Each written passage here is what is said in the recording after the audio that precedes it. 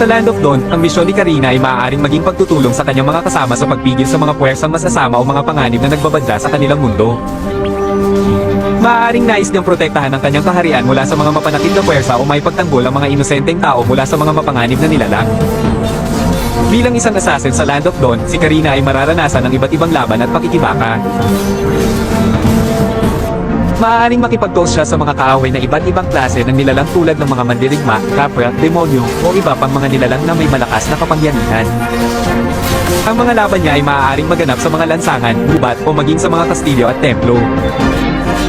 Sa bawat laban, siya ay gagamit ng kanyang katalinuhan, kasanayan sa pag-atake, at kakayahang umiwas upang maitaguyod ang kanyang misyon at mapanatili ang kapayapaan sa kanyang kaharian.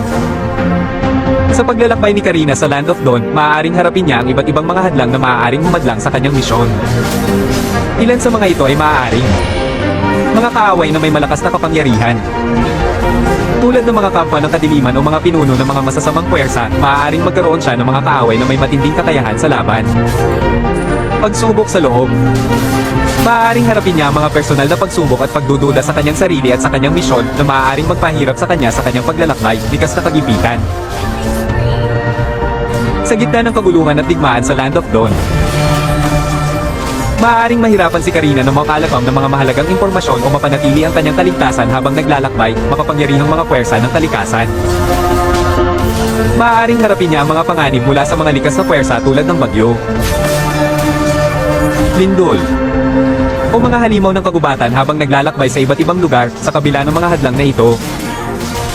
Ang determinasyon at katalinuhan ni Karina ay maaaring maging susi sa pagtugon sa mga hamon at pagsulong sa kanyang paglalakbay. Ang matagumpay na misyon ni Karina sa Land of Dawn ay maaaring maglaman ng pagpapalaya sa isang malakas na puwersa ng kadiliman na nagbabanta sa kanyang kaharian o sa buong mundo. Sa pamamagitan ng kanyang tapang, katalinuhan, at kasanayan sa pakikidigma, nagawa niyang labanan at talunin ang mga kaaway na nagsisilbing hadlang sa kapayapaan at katiwasayan. Sa pagtupad sa kanyang misyon, naging daan siya sa pagpapanatili ng kaligtasan at kaayusan sa kanyang kaharian na nagdulot ng pagpapala at pagkilala mula sa kanyang mga kasamahan at mamamayan.